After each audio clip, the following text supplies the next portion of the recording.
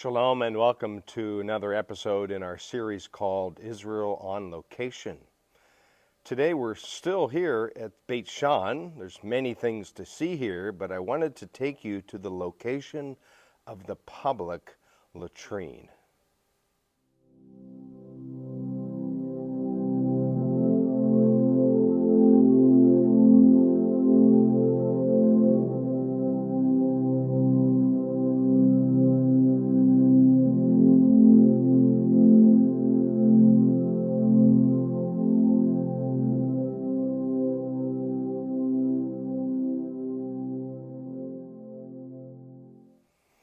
Well, how many of you have used a bathroom as of late? Well, if you were a Roman here in Beth Shean, this would have been an area where you would have done your business, let's say. It's a public latrine. Very similar characteristics to other latrines that we find really all over the Roman world. I think at Ephesus, I think at Pompeii, many other places. You can see how really relatively large this public latrine actually was. But what's so interesting about this is that it had certain characteristics that would maybe make us think, well, do I really want to go here? Well, let's talk about that. In fact, I'm going to turn the camera around and talk about it as we do, because here we see the benches. What's left is the marble, and of course, you would have sat,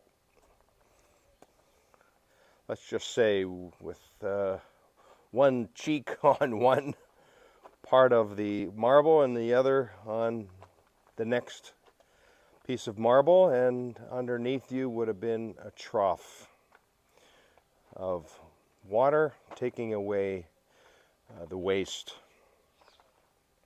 Not to be crass here, but this would have been a way to come and take care of business. But in front of you here, we can maybe see this trough that would have been in front of you, which is one that I think has significance. This trough would also have been filled with water, and as you would have entered this public latrine, you would have been given a exlospongium. I believe that's how you pronounce it. Maybe not. Maybe there's other ways to pronounce this word, exlospongium. Basically a stick with a sponge on it. And this particular trough was filled with clean water, and what you do at the end of your activity, you would take the sponge and dip it in the water. Sometimes the water was mixed with vinegar, but you would then use that to clean yourself. And most likely then you gave the sponge back to the attendant. Sponge was reused, cleaned, of course, you hope, but that's sort of how it worked.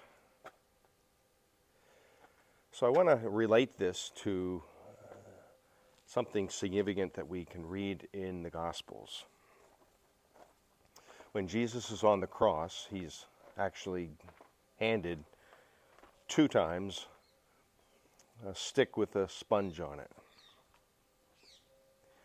And let me just tell you that that is significant. The first stick with a sponge, probably an exlospongium, if I'm pronouncing that correctly, was one that was used in a public latrine. Now imagine you're on the cross and you're being mocked, you're being ridiculed, and as the ultimate insult, you're handed exlospongium, a sponge that was used by who knows how many people in the public latrine. And it's extended to you, and you're invited to used the sponge, now dipped in water, vinegar. It was wet, it was moist. It would have been a relief to the dryness of your mouth, and yet how appalling this would have been. It was one further way that the Romans were mocking Jesus. Here's a sponge used in the public latrine. It's all for you. Jesus refused that. But then, I believe it's Mark who tells us another sponge was handed to him, this time on specifically a hyssop stalk. Now that should ring a bell, because back in the days of the Old Testament,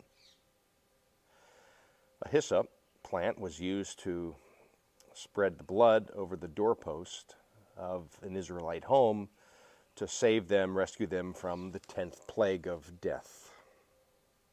This sponge Jesus did partake of as the Passover lamb.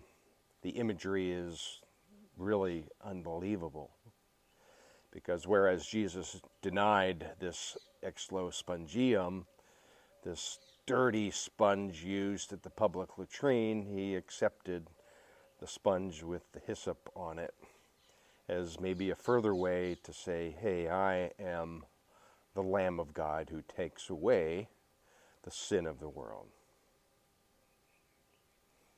So here on location at the public latrine of Beth Shean, we can not only sit here as people did back in the day, but make this Christocentric connection, if you will, with what Jesus did on the cross. So thanks for hanging out here, and I hope you're having a good day, and until next time, shalom.